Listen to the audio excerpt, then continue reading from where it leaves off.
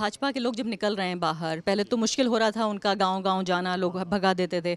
अब कम से कम ये है कि उन्होंने वापस ले लिए हैं कानून, तो अब उनके लोगों को आप जाने देंगे, कैंपेनिंग करने देंगे? कंपेनिंग तो ये है कि जब वहाँ आंदोलन था, आंदोलन में लोग वहाँ लगे हुए थे सभी, किसी की हिम्मत नहीं थी गांव में जाने की, घुसने की, इतना बड़ा विरोध था।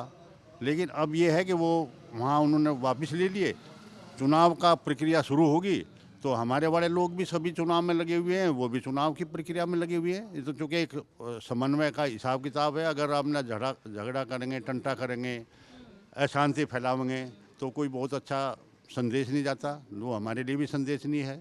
लेकिन फिलहाल ये पोजीशन है जो बताई है उन्होंने भी, हमारे भाई साहब ने भी, कि भाजपा का चुपड़ा तो करीब करीब साफ है यहाँ से।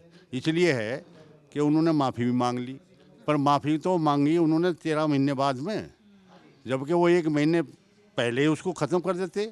उन्होंने पहले लोगों के बारे में ये बात कही कि जो हमने ये 3 कानून बनाए हैं ये लोगों के हित में हैं, किसानों के हित में हैं।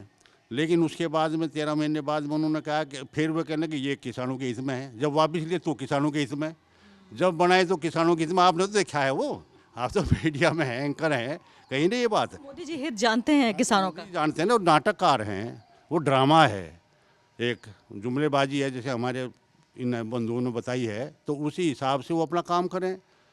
अपना पहले वो हित में था कानून, फिर जब हटा तो हित में हो गया। कैसे हो गया हित में? यूँ नहीं, वो कह रहे हैं कि कुछ किसान ऐसे थे जिनको वो समझाने में कामयाब नहीं रहे। किसानों का बड़ा हित उन्होंने माना, उन्होंने 13 महीने पहले भी वो हित मान लिया, फिर कुछ किसानों के उसमें आगे, ज़्यादा किसान के हित में तो नहीं करा उन्होंने काम, अहित में करा ना, अहित में करा ना काम। नहीं, उनकी तपस्या में कुछ कमी रह गई थी ना। तपस्या तो इनकी रही, किसानों की। उनकी तपस्या तो ये थी कि ना मारू जाओ अपना, 750 आदमी मर गए और ये यहाँ से चले जाएंगे। चुनाव सिर पर आ गया, हिमाचल प्रदेश में भारी उन्हें नुकसान पहुँच गया, MP भी हार गया, MLA भी हार गए। तो तभी उन्होंने पेट्रोल का, डीजल का दाम कम करा, 10 रुपये 5 रुपये जो भी कम करा, और उसका एक लेसन उन्हें मिला। और हर एक अकल तो आ रही है ना, तो फिर अब क्या परेशानी? उनमें अकल तो आ रही है वापस, तो अब क्या परेशानी? अकल आ रही है तो उनकी अकल का क्या फायदा है? हमारे में भी तो अकल आ गई, हमारी नहीं अकल है, हाँ उसी की अकल रहेगी। जैसा हुआ था भाई ने कि 10,000 करोड़ के हवाई जहाज में घूम रहे, 8,000 करोड़ का वो कर रहा, एक व्यवस्था बना रहे जिसमें जो है प्रधानमंत्री का रेजिडेंस होगा, सारी दुनिया उसे देखा करेगी। वे भी तो लोग बाग थे, लाल बहादुर शास्त्री, ऐसे भी तो प्रधानमंत्री रहे हैं जी।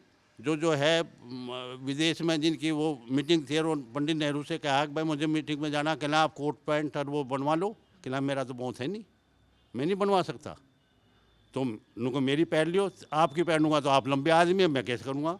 वो उसी शादी लिबास में वे वहाँ गए, मीटिंग में अटेंड करा, विदेश में गए। और हमारे नेता 5-5 कपड़े पहन लेते हैं एक दिन में। हाँ नहीं, हमारे नेता रोज एक दिन में 4 जैकेट बदले हैं।